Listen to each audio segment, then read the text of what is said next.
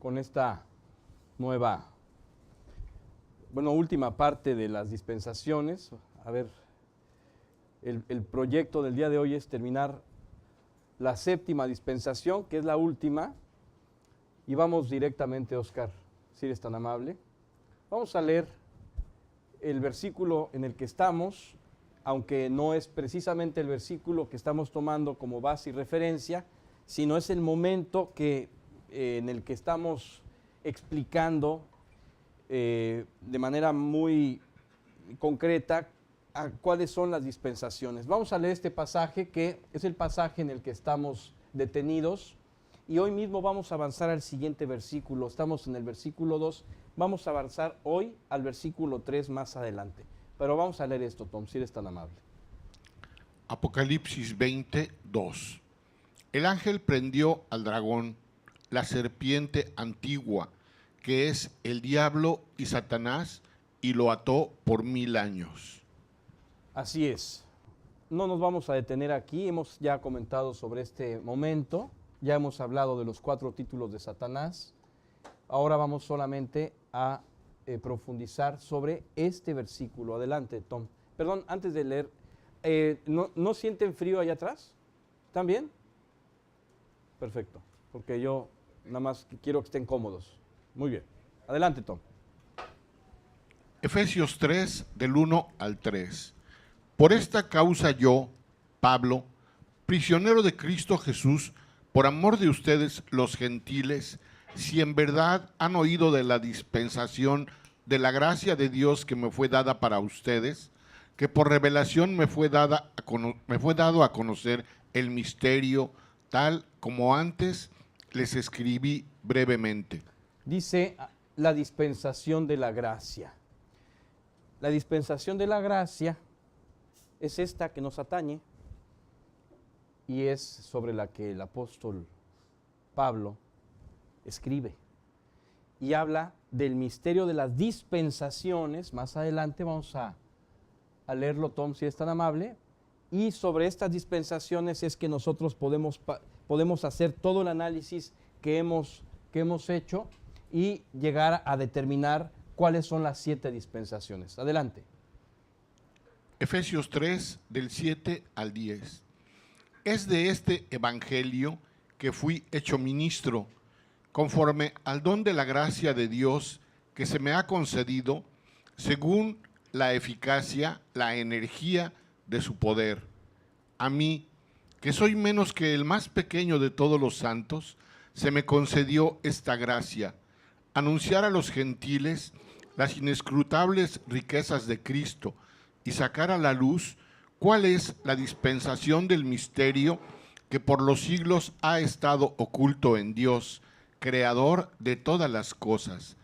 De este modo, la infinita, multiforme sabiduría de Dios puede ser dada a conocer ahora por medio de la Iglesia a los principados y potestades en los lugares celestiales. A partir de este versículo, la Iglesia, en los siglos posteriores, se encargó de ir escudriñando y elaborando este esquema que vamos a ver a continuación.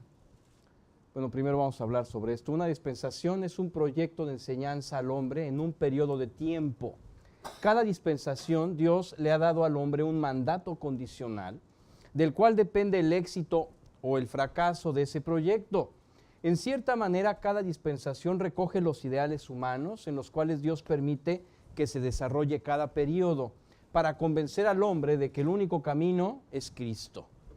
El propósito de Dios es cada uno de estos periodos, aquí hay esta es una N y yo la puse como S, una disculpa. En cada uno de estos periodos es enseñarnos que no existe otra alternativa que depender de Dios.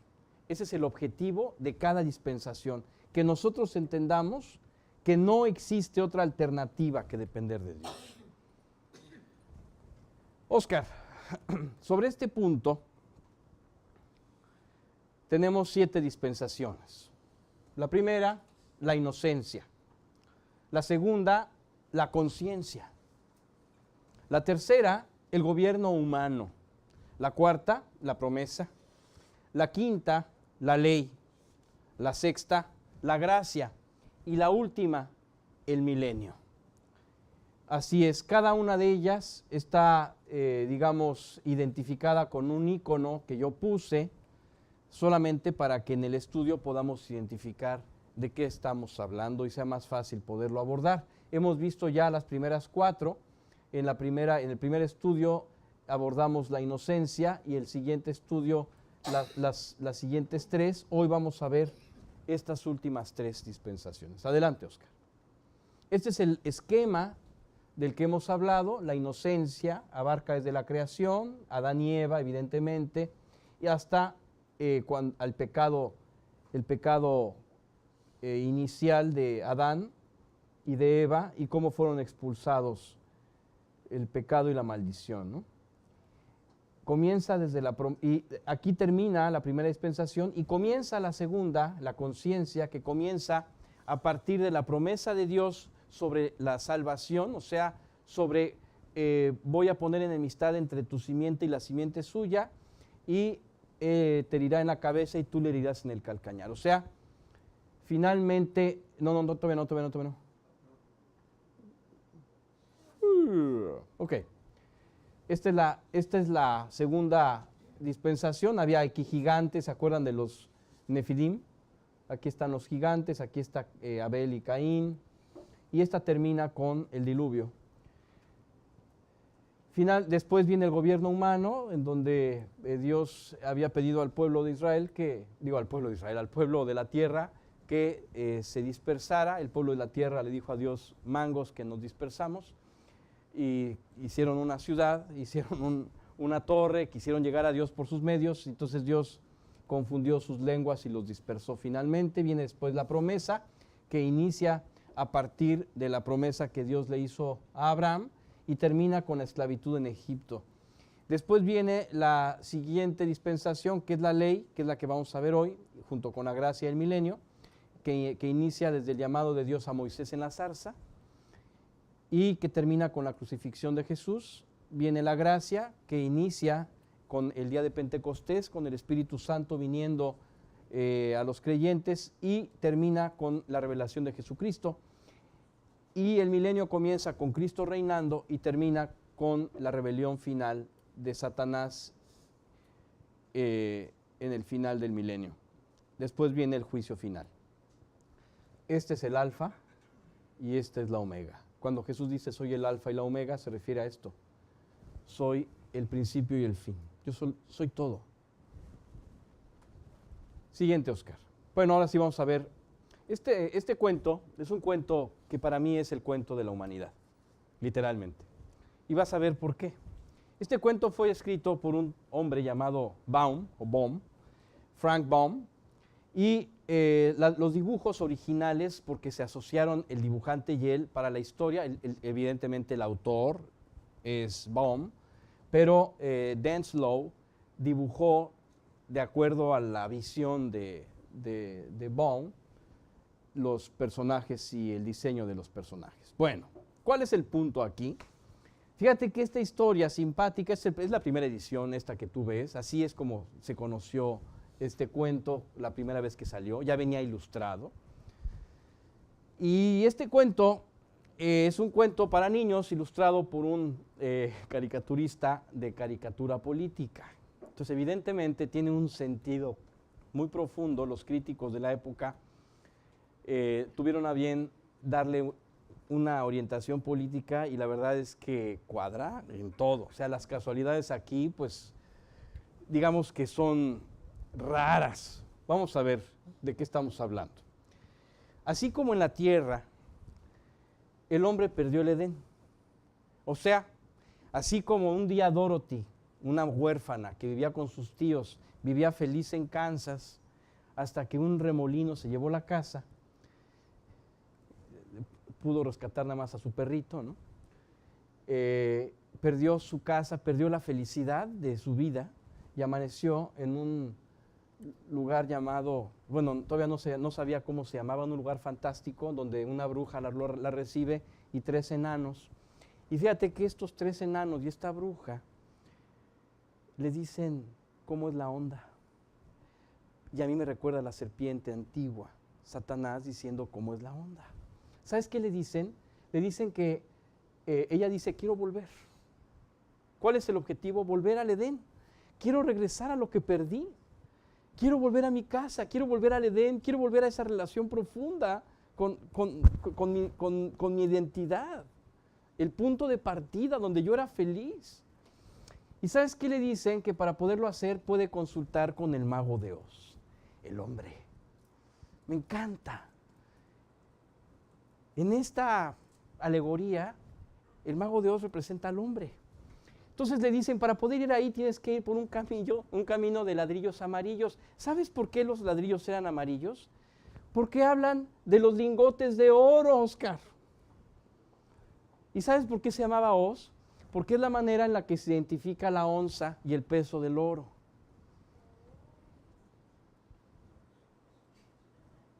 Esto revelado por los propios autores. Esto sí que no es una interpretación de los críticos.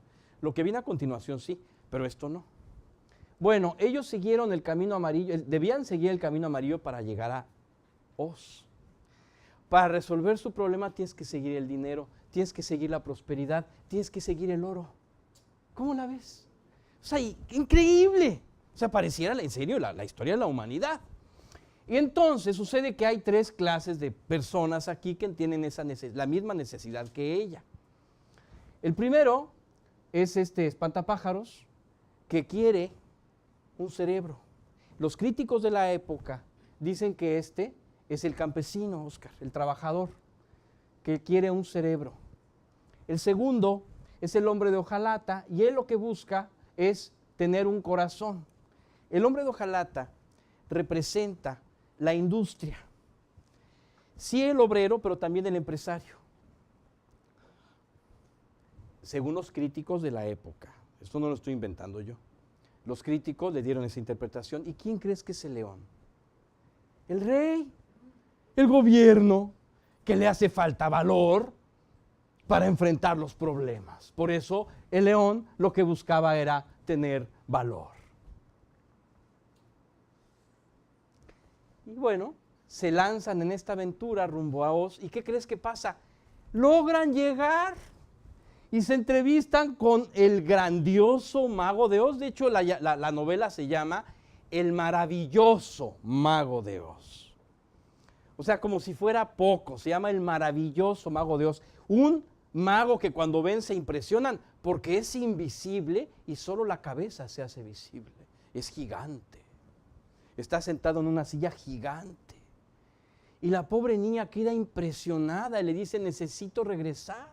Y este quiere un cerebro, fíjate, cerebro el trabajador, ¿no? Porque no tiene ni idea de la explotación que le, ¿no? Corazón el industrial y el empresario porque no tiene corazón para hacer sus negocios. Y valor el gobernante porque no tiene valor para tomar decisiones.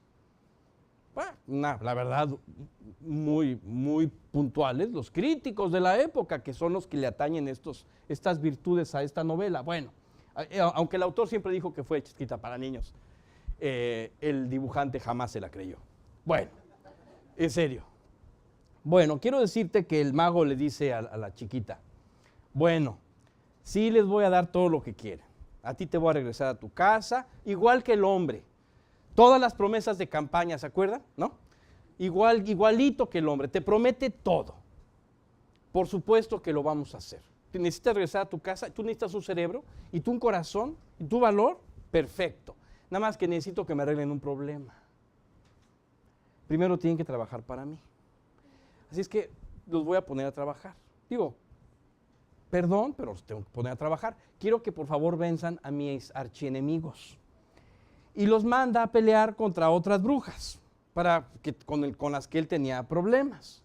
Ustedes me resuelven mi problema y yo les resuelvo el de ustedes.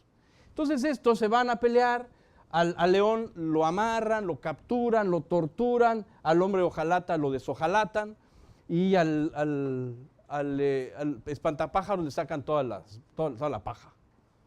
Acaban cosiendo al hombre paja, acaban armando otra vez a Citripio, al hombre de hojalata, y acaban desamarrando al león, ¿no? O sea, sufren penurias. Y la niña acaba derrotando a la mala del cuento, que es Una bruja del mal que se derrite con el agua. Ahí no va todo. Espera. Ya acabaron su parte. Regresan con el mago y no está.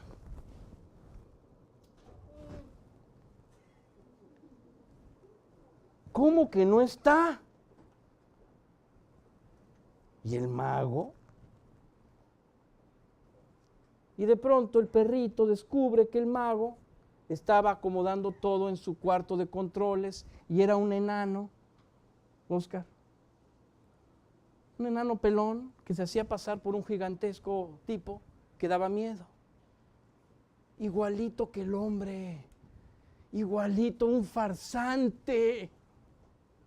Sigue poniendo tu confianza en el ser humano y solamente vas a vivir decepciones y decepciones y le vas a echar la culpa a todo mundo y vas a vivir en la amargura más grande de tu vida. ¿Hasta cuándo vas a entender que la solución nunca ha estado en el hombre? ¿Sabes qué les dijo el mago de Oz? Ay, qué bueno que vencieron a la bruja. ¿Qué creen? No les puedo dar eso. La verdad no tengo poderes. Igualito que el hombre. A ver, ¿cómo vas a gobernar? Cuando un nuevo técnico llega a la selección nacional, ¿no? La esperanza, lo va a lograr. Y empieza el primer fracaso.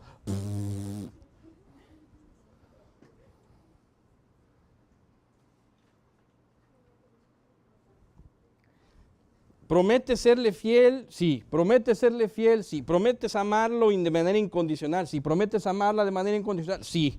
Perfecto. Se casan. Y comienzan los cocolazos. Al poco tiempo comienzan los cocolazos.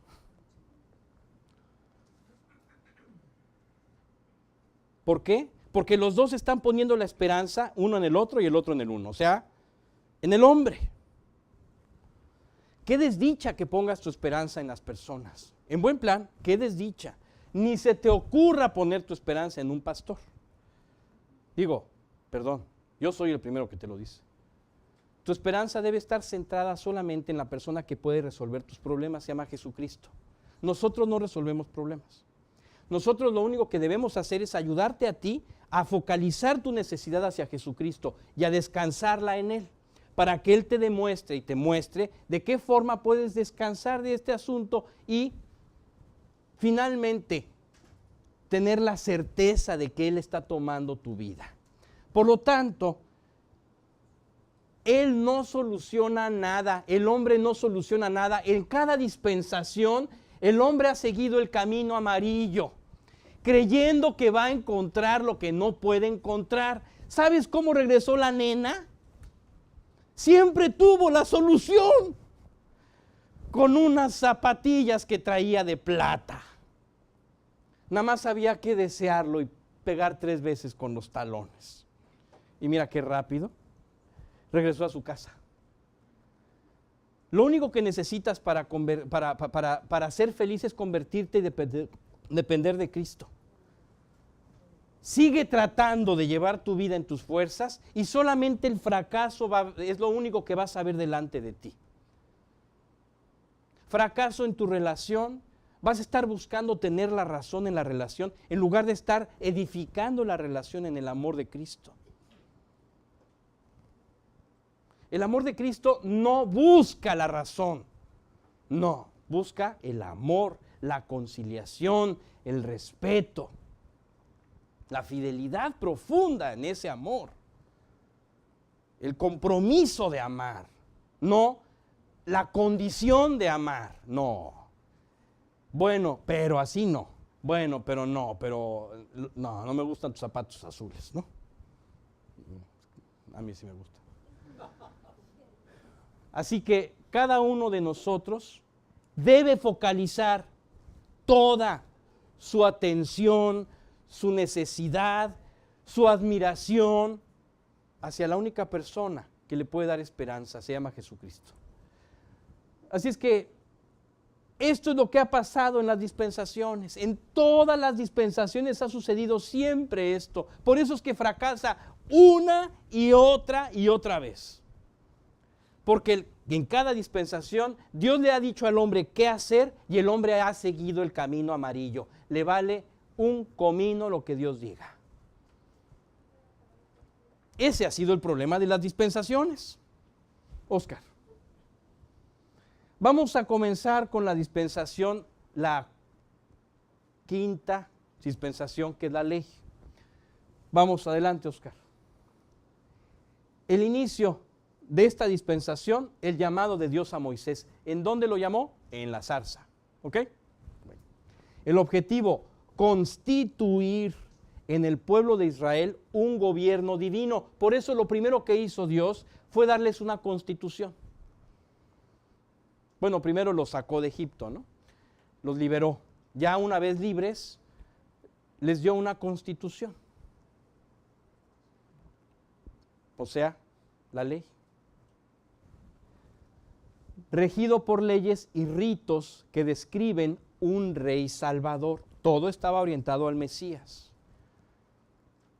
El objetivo es que ellos vieran que la ley no les iba a alcanzar para lograr lo que ellos creían que con la ley iban a alcanzar. Mandamiento, cumplir con toda la ley. A mí me han multado, recientemente me multaron por haberme estacionado en un lugar prohibido con línea amarilla. Línea amarilla, ni hablar. No había otro lugar, me estacioné ahí, se me hizo fácil, salgo y ahí ya estaba mi multa. Y la tuve que pagar.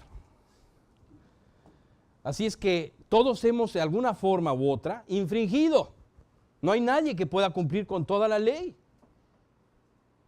¿Quién no ha pensado mal? ¿Quién no ha dicho algo equivocado? ¿Quién no ha exagerado con una mentira piadosa que se llama mentira negra, aunque uno la vea blanquita?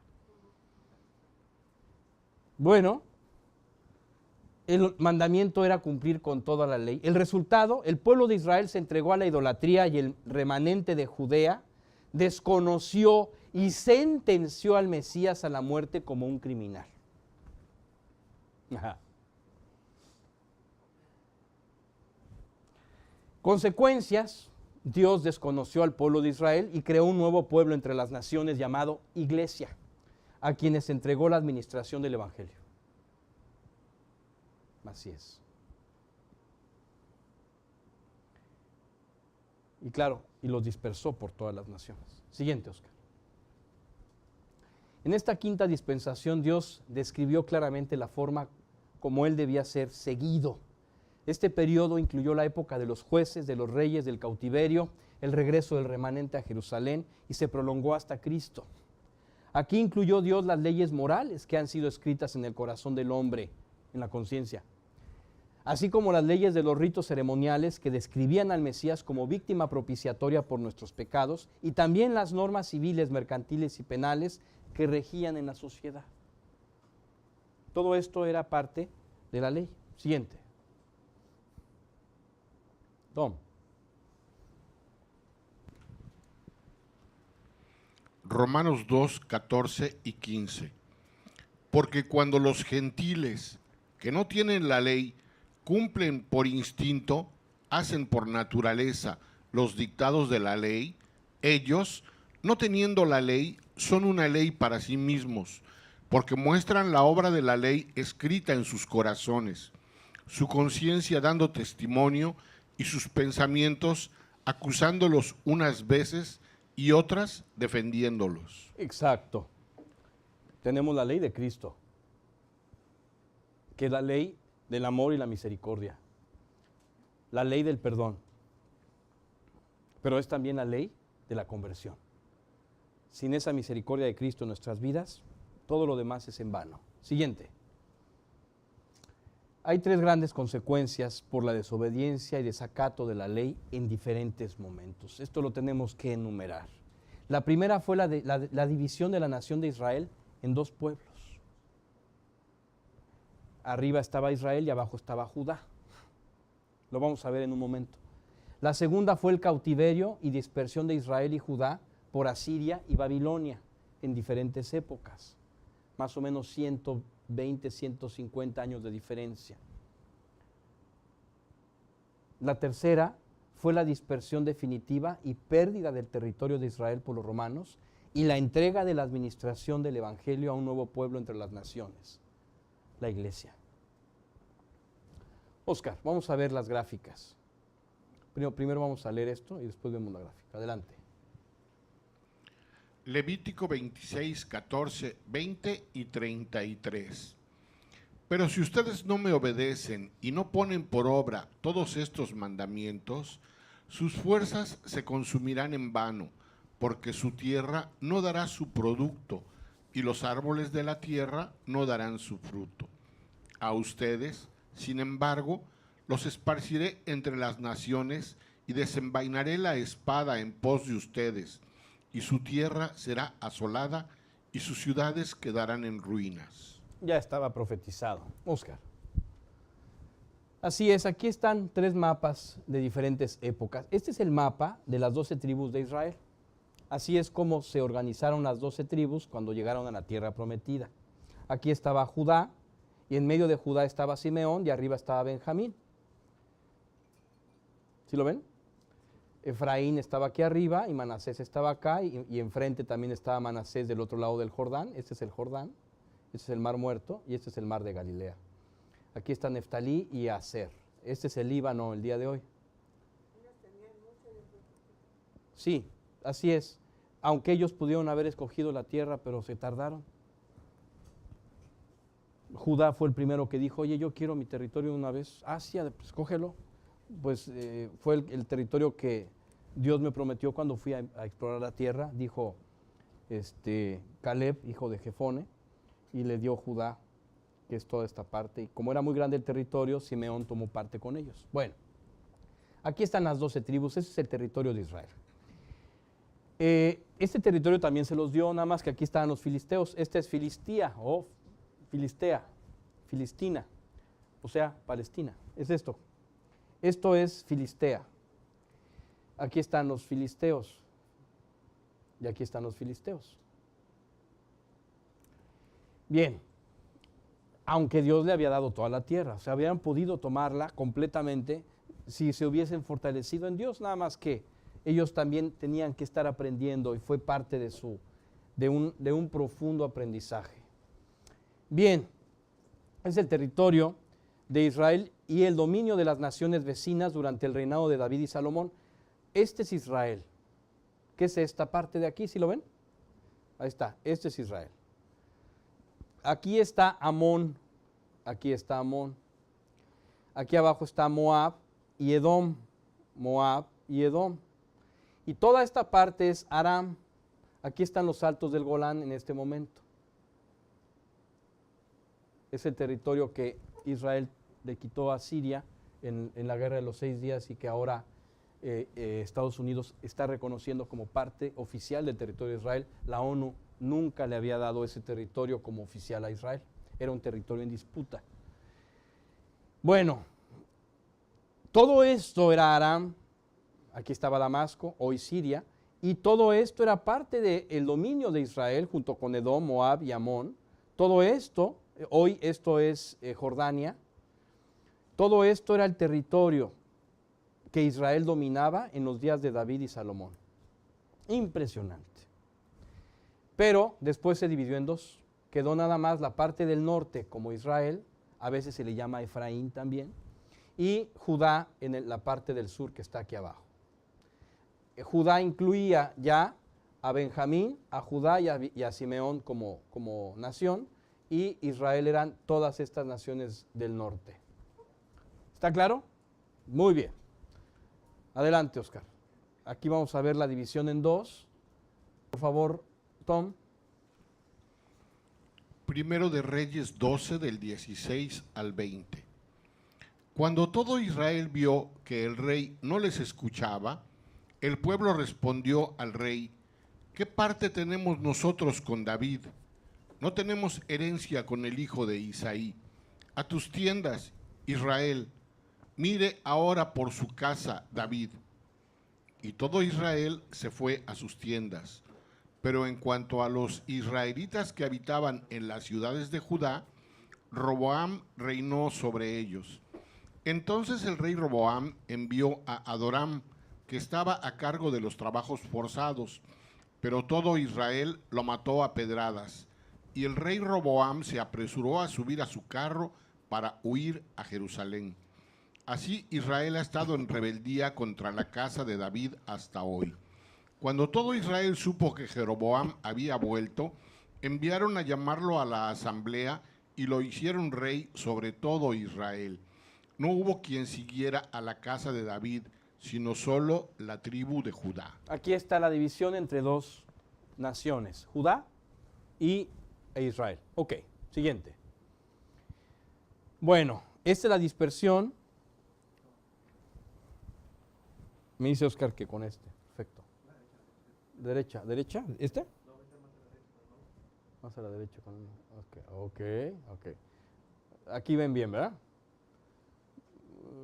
Ay, Oscarito. Ok, voy a tener que ser maestro poco a poco de este asunto. Bueno, aquí tenemos los imperios que ha habido en esta región de Babilonia.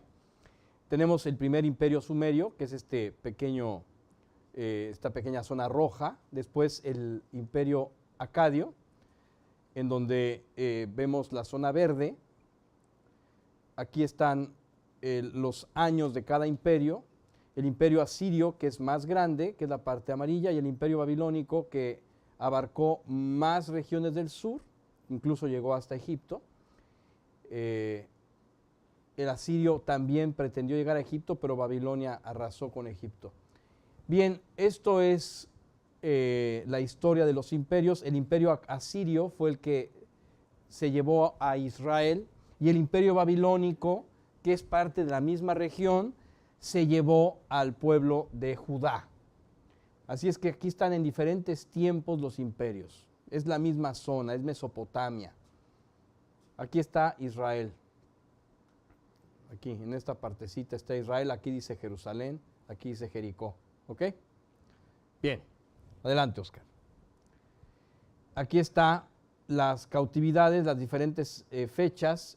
Israel se lo llevaron más al norte y a Judá se lo llevaron más al sur y más hacia el este, con Babilonia.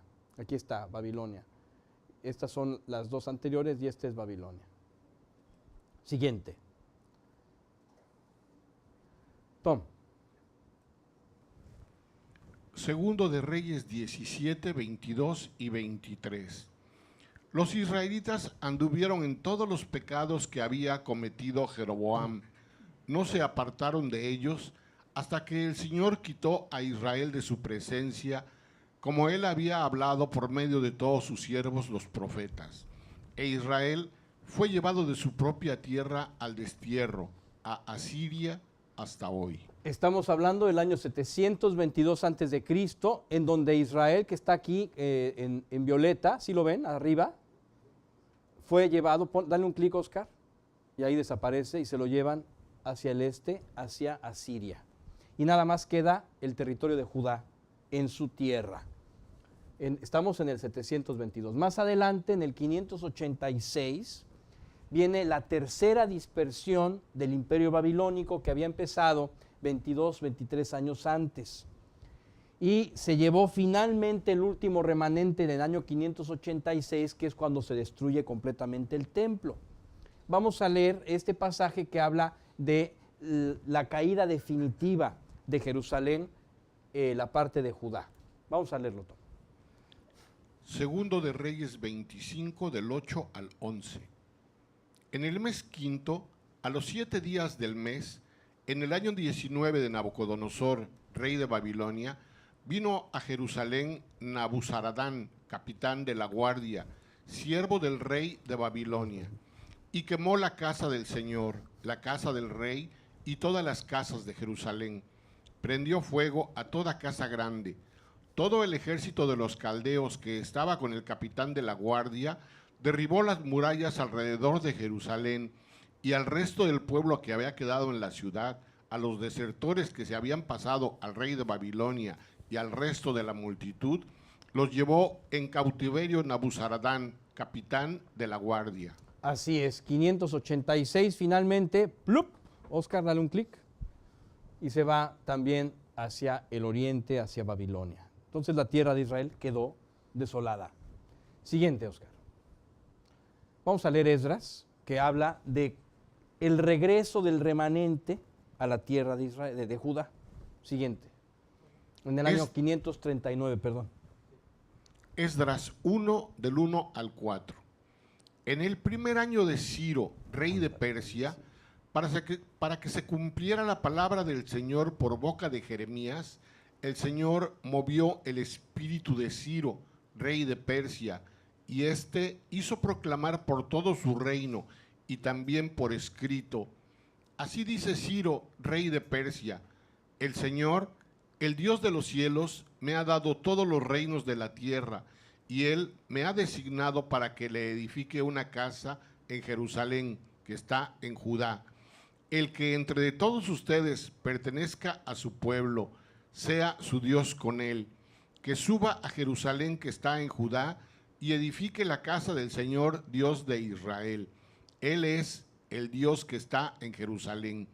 Y a todo sobreviviente en cualquier lugar que habite, que los hombres de aquel lugar lo ayuden con plata y oro, con bienes y ganado, junto con una ofrenda voluntaria para la casa de Dios que está en Jerusalén. Dale un clic, Oscar, y vemos cómo regresa el pueblo de Judá. Ok, se volvió a ocupar el territorio de Judá, nada más el de Judá, después se llamó Judea en la época de los romanos. Siguiente. Bien, la dispersión definitiva y la pérdida del territorio por Roma. Adelante, Oscar. Aquí tenemos una imagen terrible que está en el arco, en un arco parecido al Arco del Triunfo, en frente del Museo del Louvre en París. Ahí aparece esta imagen dentro del arco, en el interior, aparece esta imagen que es es un grabado del momento en el que el pueblo romano toma Jerusalén, la caída de Jerusalén en el año 586 antes de Cristo. Siguiente. Aquí tenemos una imagen que no sabemos exactamente si así fue, pero evidentemente fue sangriento y terrible. Siguiente. Aquí está la dispersión definitiva por todo el territorio del mundo de aquel entonces, ¿no? Se acabó el territorio de Israel, se acabaron los judíos ahí. Siguiente, Oscar. Esa es la última parte de la diáspora. Esto es lo que aparece en la guerra de los judíos. Vamos a leerlo, Tom, si eres tan amable, de Flavio Josefo. Eso es lo que escribió Flavio Josefo, testigo de muchas cosas. Siguiente. La guerra de los judíos, Flavio Josefo, capítulo 19, párrafo 1. Al mismo día y a la misma hora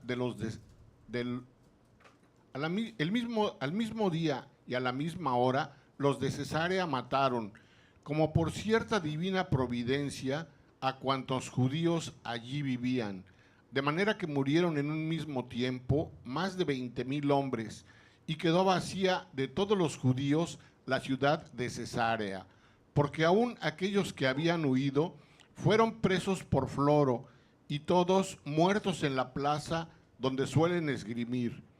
Después de esta matanza la gente se volvió más fiera, y esparciéndose los judíos, destruyeron muchos lugares y muchas ciudades, de las cuales fueron Filadelfia, Gebonitis, Gerasa, Pela y Esitépolis.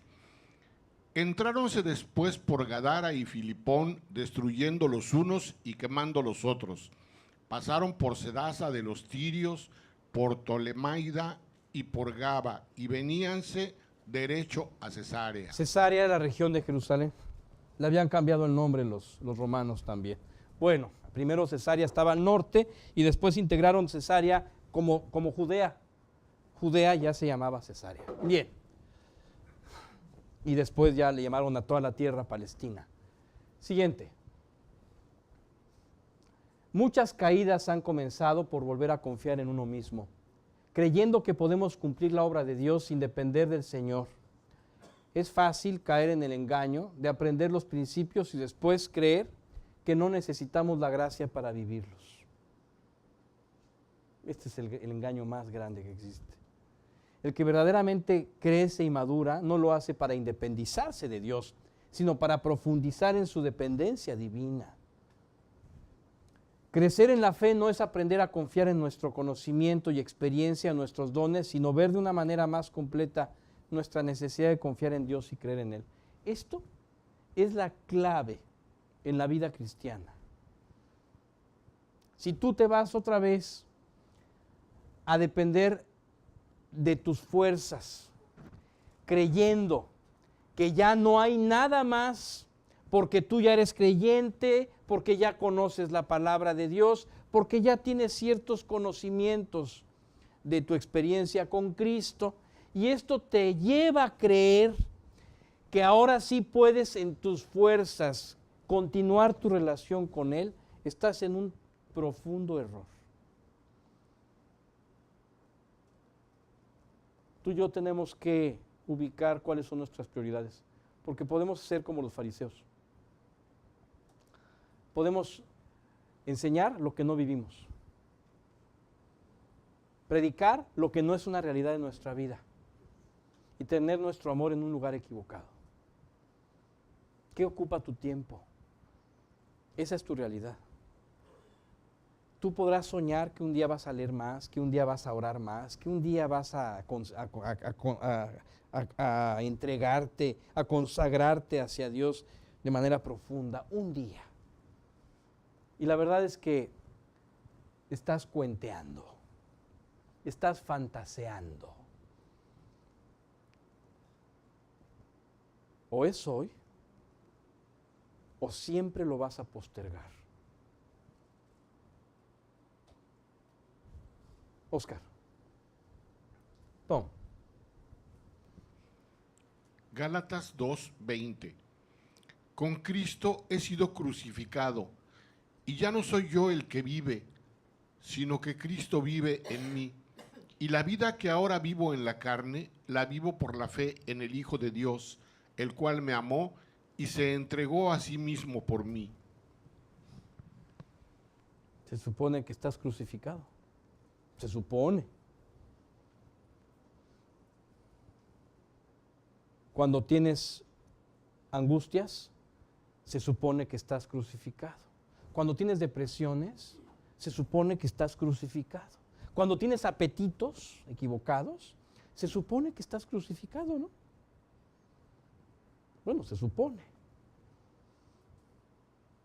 Dios conoce tu corazón.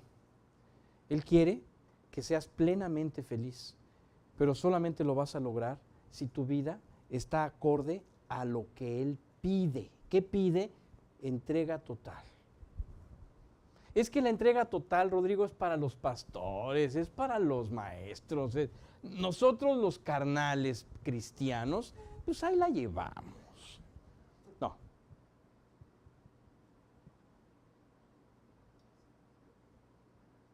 No, estás en un error. Así pide Dios que vivamos todos.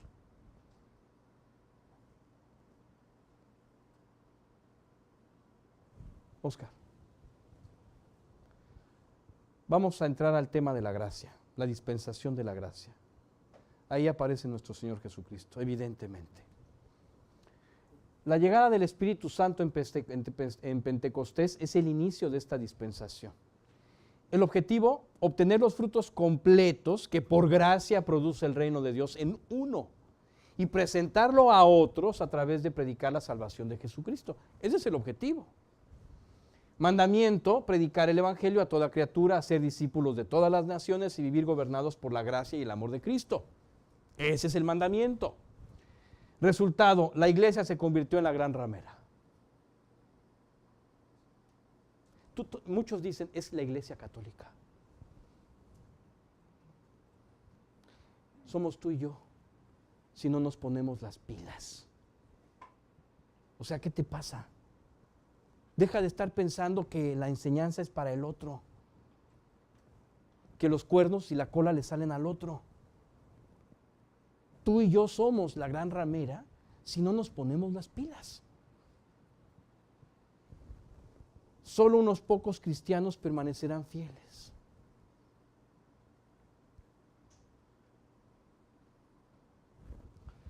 Consecuencias: tras el arrebatamiento, la oposición mundial contra el Evangelio producirá la llegada del anticristo. El soñado gobierno humano enfrentará la más devastadora tribulación ante la revelación de Jesucristo, que cegará la tierra e iniciará un gobierno de 1000 años. Así es. Óscar. En este periodo la ley ritual quedó abolida por el hecho de que Cristo la cumplió, así como todos los mandamientos que conformaban la ley de Moisés. Cristo era el fin de la ley, no solo como término, sino también como propósito. En este periodo Dios quiso mostrarle al hombre que si era imposible salvarse por la ley, ahora en este periodo de gracia y con más luz sobre los mandamientos de Dios, resultaría aún más inútil el esfuerzo humano para salvarse. La única alternativa que le quedó al hombre fue la gracia, la cual siempre ha sido el camino de salvación, pero ahora resalta como nunca. En esta dispensación de la gracia es el tema central. Siempre ha habido misericordia, Siempre. Si no, no estaríamos aquí. Dios hubiera destruido a Adán y a Eva y a todos los demás. ¿Tan, tan? Siempre ha habido misericordia. La promesa de salvación que Dios le dio a Adán habla de misericordia. Óscar. Tom. Efesios 2, del 4 al 7. Pero Dios, que es rico en misericordia, por causa del gran amor con que nos amó, aun cuando estábamos muertos a causa de nuestros delitos, nos dio vida juntamente con Cristo. Por gracia ustedes han sido salvados. Y con Él nos resucitó, y con Él nos sentó en los lugares celestiales en Cristo Jesús, a fin de poder mostrar en los siglos venideros las sobreabundantes riquezas de su gracia por su bondad para con nosotros en Cristo Jesús. Siempre ha existido la misericordia en todas las dispensaciones. Óscar. Vamos a leer Marcos 4. Marcos 4 del 26 al 28. Jesús decía también: el reino de Dios es como un hombre que echa semilla en la tierra y se acuesta de noche y se levanta de día y la semilla brota y crece. ¿Cómo? Él no lo sabe. La tierra produce fruto por sí misma, primero la hoja, luego la espiga y después el grano maduro en la espiga. Tú no sabes cómo crece. Tú puedes ver cómo crece, pero no sabes cómo crece. Puedes hacer un análisis científico de cómo crece, pero no sabes cómo crece. Óscar. Mateo 13, 31 y 32. Otra parábola les contó Jesús. El reino de los cielos es semejante a un grano de mostaza que un hombre tomó y sembró en su campo, y que de todas las semillas es la más pequeña, pero cuando ha crecido es la mayor de las hortalizas y se hace árbol, de modo que las aves del cielo vienen y anidan en sus ramas. Así es. Óscar. La más pequeña de todas las semillas, pero se hace la más grande de las hortalizas, y cuando continúa creciendo como árbol, es un gran árbol. Óscar. Tom. Lucas 17, 6. Entonces el Señor dijo: si tuvieran fe como un grano de mostaza, dirían a este sicómoro: desarráigate y plántate en el mar, y les obedecería. Así es. Perdón por estos detalles de espacios que a veces se van. Adelante, Óscar. Así es. Este es el grano de mostaza. Si tu fe fuera así, de este tamaño, le podrías decir: a un árbol que se desarraigara y se arraigara en el mar y te obedecería. ¿Sabes cuál es nuestro problema? Que nuestra fe no llega ni siquiera a un grano de mostaza. Por eso andamos siempre padeciendo en angustias, por eso siempre andamos cuestionando todas las cosas, por eso siempre estamos inconformes, por eso siempre estamos padeciendo, porque nuestra fe no alcanza ni siquiera a ser del tamaño de un grano de mostaza. ¿En qué consiste la fe? En que tomes el grano y lo siembres. Y claro, vas a trabajar en la siembra, ¿eh? No se trata de que te sientes a descansar nada más por tener el grano, no, hay que sembrarlo y para eso hay que trabajar. Y después, entonces sí descansas. ¿En qué descansas? En que el Señor traerá el crecimiento. Esa es la fe. Tú no sabes cómo crece la planta, pero crece. Puedes hacer un análisis de lo que quieras, de la vida misma, y no sabes cómo es que la vida está ahí. Cada célula de nuestro cuerpo tiene una información genética y no sabes por qué está allí ni cómo funciona. Sí puedes hacer un análisis científico del comportamiento de la célula, pero no sabes qué la impulsa, qué va a hacer a continuación. Los científicos tienen que dejar un tiempo a que esto se desarrolle para saber en qué acabó la situación. Este es un plantío de mostaza y este es un árbol de mostaza.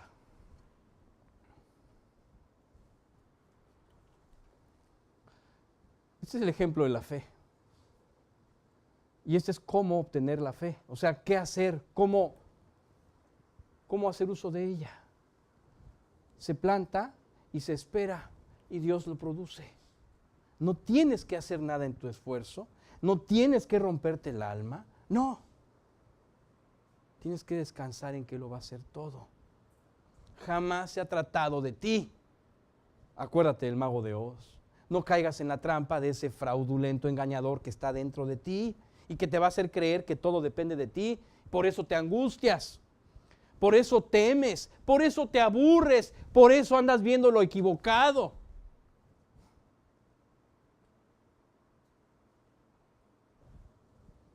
Porque no alcanza tu fe ni siquiera a ser del tamaño de un grano de mostaza. Bueno, ya lo sabes. A este pueblo le encargó Dios el Evangelio. Eso sí me sorprende, que se haya fijado en mí.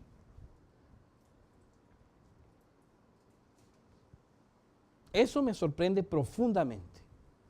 A mí varios me han reclamado. Y la verdad yo no soy un buen pastor. Yo tengo un buen pastor, se llama Jesucristo. Grábatelo bien. Jamás diré que yo soy un buen pastor. No. Yo tengo un buen pastor y yo le pido a mi pastor que me ayude en todo lo que tengo que hacer. El buen pastor se llama Jesucristo. Yo dependo de él. Él me cuida, Él me procura, yo le doy a Él, le digo todas mis necesidades y Él se encarga de administrar la respuesta. Lo único que tengo que hacer es creer que ahí está Él y descansar en su cuidado hacia mi vida. Esa es la fe. Todo lo demás es bajarte de la cruz y seguir tu propio camino amarillo, ilusorio y ridículo. Ya sabes a dónde te va a llevar. Al fracaso y a la desesperación. Oscar. Los fracasos en las dispensaciones anteriores fueron tan absolutos que en esta administración no le quedó otra alternativa a Dios que poner al alcance del hombre toda su gracia. Toda su misericordia. Oscar. ¿Cuántas veces hemos visto esta imagen? Con las personas que seguían su propio camino amarillo, ¿no? Quemándose en el infierno. Las personas se mueren cada día. Hoy es la realidad de muchas personas que se están yendo a la eternidad sin Cristo. Esta es su realidad. Y sí pasa, es real. Se están topando con el infierno. Por eso Cristo pagó nuestro infierno como un regalo para que nosotros podamos vivir en la gracia y en la misericordia de Cristo. Ahora, ¿qué? ¿Te vas a salir de la gracia para buscar las cosas en la justicia y en tus propias fuerzas? Qué ridículo, ¿no?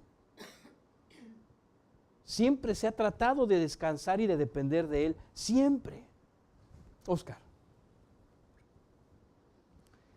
En este periodo millones han recibido la gracia y han sido salvados. Sin embargo, como en las demás dispensaciones, esta también ha sido escenario del fracaso humano.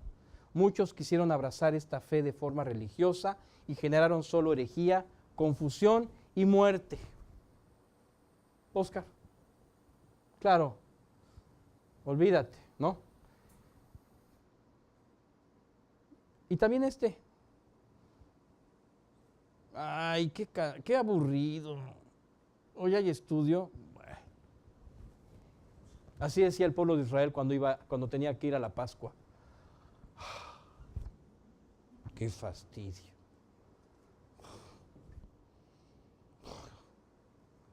A ver, pues, agárrate el becerro, vamos.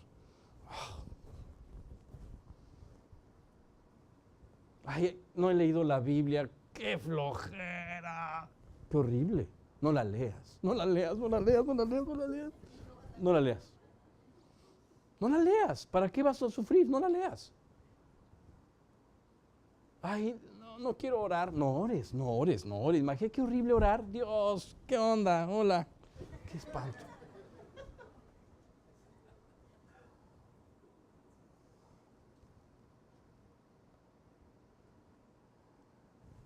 Yo todos los días tengo mi dinámica de vida, todos los días tengo mis asuntos, mis situaciones, mis peticiones a Dios, mis problemas de falta de fe y tengo que consagrarme a Dios para ver la respuesta de Dios. Todos los días vivo en eso, todos los días.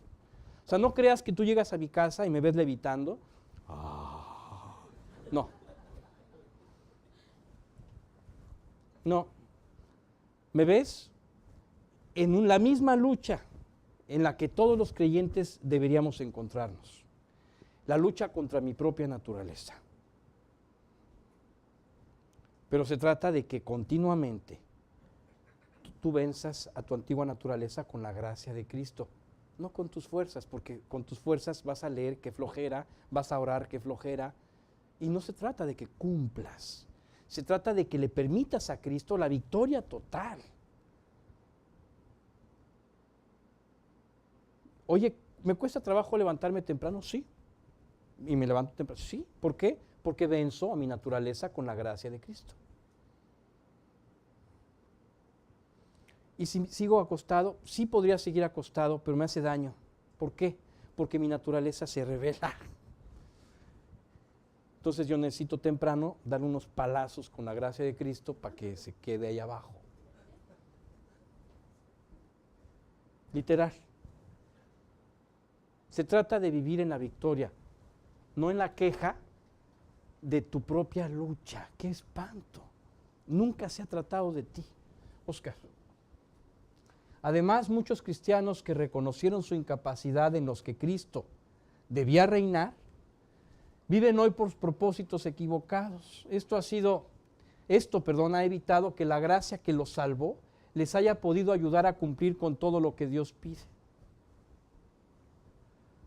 Están muy comprometidos en sus propios proyectos ya.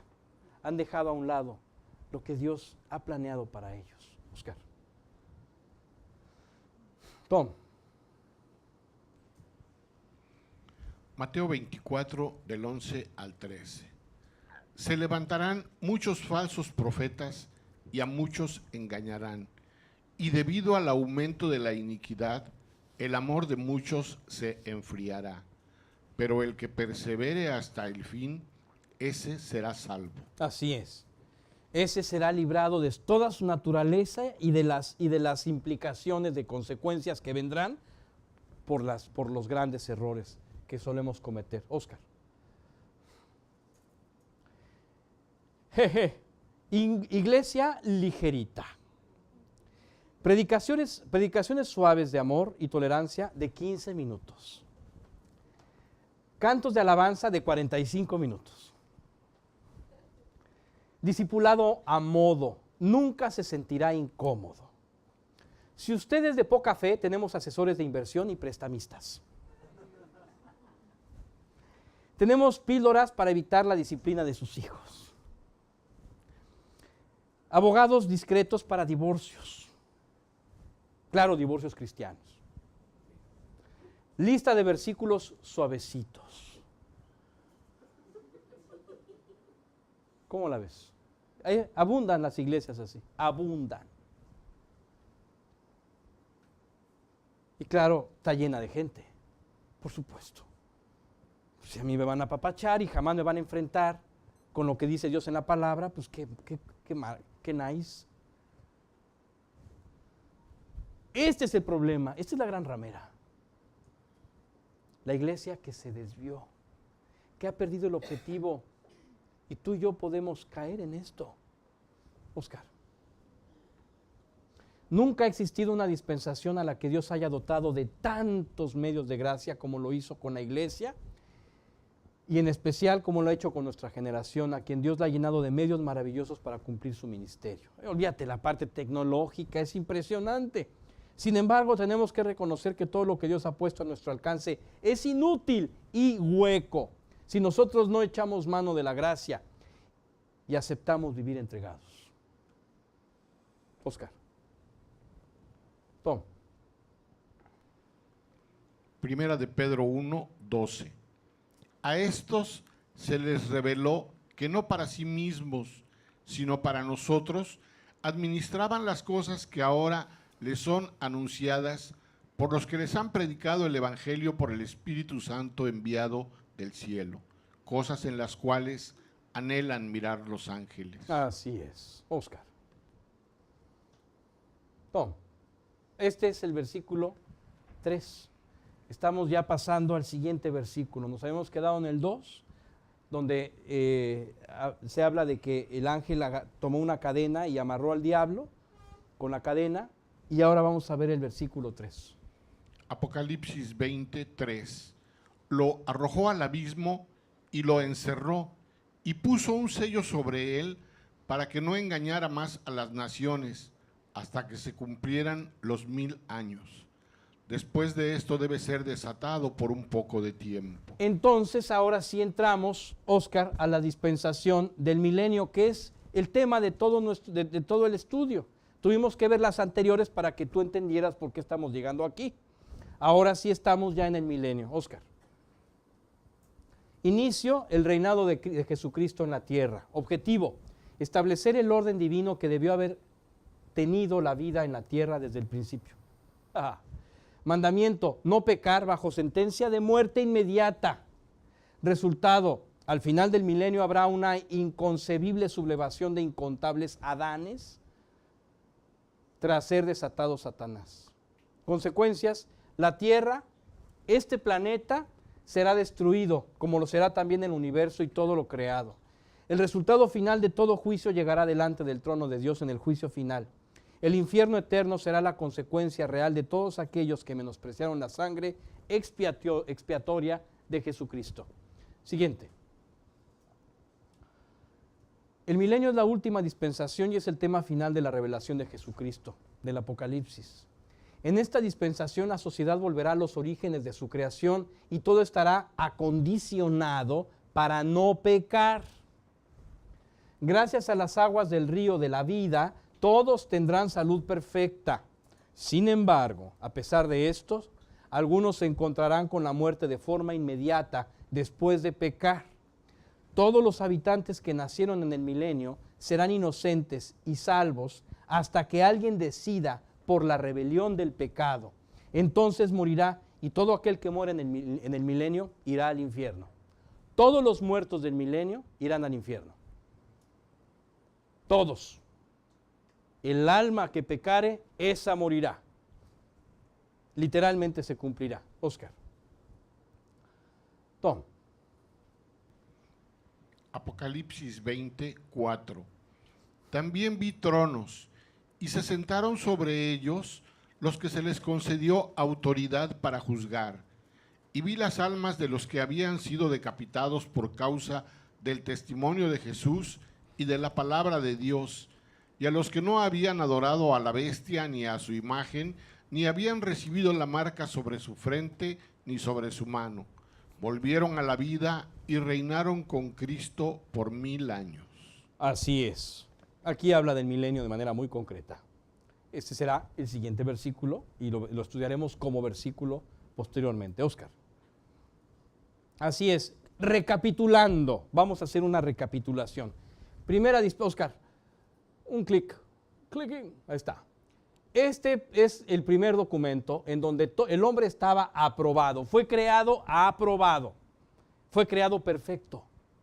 Solamente había un cuadrito en el que él no debía pasar el fruto del árbol del bien y del mal. Nada más. Todo lo demás estaba aprobado. ¿Qué crees que hizo el hombre? No, agarró el cuadrito y entonces la consecuencia fue reprobado. Entonces el hombre comienza la segunda dispensación reprobado. Y le pone Dios un cuadrito que tiene que obedecer, que es la voz de la conciencia. ¿Sabes qué es el hombre, Óscar? Le pone el diablito a la conciencia. O sea, hace lo que se le pega la gana. Y claro, como consecuencia, viene un diluvio universal y los mata a todos en el diluvio, excepto a 8 que se salvaron con Noé. Bueno, entonces viene la siguiente dispensación, donde aparece el hombre reprobado, y un solo cuadrito en donde tenía que dispersarse por todas las naciones. ¿Y qué hace el hombre ante este mandamiento? Bueno, hace una torre gigante, se unifica toda, no se dispersa como Dios había pedido, y entonces Dios confunde todas sus lenguas y los dispersa por toda la tierra. Y entonces viene la siguiente dispensación de la promesa, donde el hombre aparece reprobado, y hay un solo cuadrito en donde puede ser aprobado, que es que espere la promesa que Dios le hizo a Abraham. ¿Qué hizo el pueblo de Israel o el pueblo de Abraham con esta promesa? Los hijos, los nietos, los tataranietos de Abraham, ¿qué hicieron? Vendieron al único que tenía el guardador de la promesa, que era el único que verdaderamente vivía consagrado a Dios, que era José. Lo despacharon, les estorbaba, y lo vendieron como esclavo. Y sabes, entonces Dios tuvo que enjaularlos también. Como consecuencia, fueron esclavos. Viene la siguiente dispensación de la ley, donde el hombre aparece reprobado, y hay un solo cuadrito que tiene que obedecer, que es la ley. La ley hablaba del Mesías y de todo lo que representaba la fe y el ritual para llegar al Mesías. ¿Y sabes qué hicieron? Crucificaron al Mesías. Entonces, ¿qué hizo Dios? Los dispersó por toda la tierra y, Óscar, les quitó el evangelio, la administración del evangelio. Se la dio a la iglesia. Ok, comienza la gracia con el hombre reprobado y un solo cuadrito que tenía que obedecer. El testimonio de la palabra de Dios para amarse, respetarse, amar a Dios y esparcir la palabra de Dios por todo el mundo. En fidelidad. ¿Qué hace la iglesia? Se produce la gran ramera. Y esto genera un juicio que trae como consecuencia la revelación de Jesucristo. Ya con Cristo la cosa es diferente. Cristo hace un borrón y cuenta nueva y comenzamos con el papel de aprobado, con toda la humanidad aprobada. Y otra vez hay un solo cuadrito que no hay que perturbar. Pero el hombre, nuevamente, se va a rebelar contra Dios en un sector de toda esa población. Y entonces finalmente todo terminará con el fuego de destrucción absoluta. Ahí terminan las 7 dispensaciones. Óscar, conclusión. En el último estudio de las dispensaciones analizamos los fracasos y consecuencias de cada una, pero especialmente la que directamente nos compete, la de la gracia, en donde la degradación de una iglesia incrédula, tibia y tolerante se transformó en la gran ramera. La incredulidad aparece en tu vida cuando te descubres tratando de resolver tu vida cristiana lejos de la gracia de Cristo. El afán, el enojo, la desesperación son algunos síntomas de que la gracia que siempre se manifiesta tras la paz de Jesús está muy lejos de tu realidad cristiana. Por lo tanto, Óscar,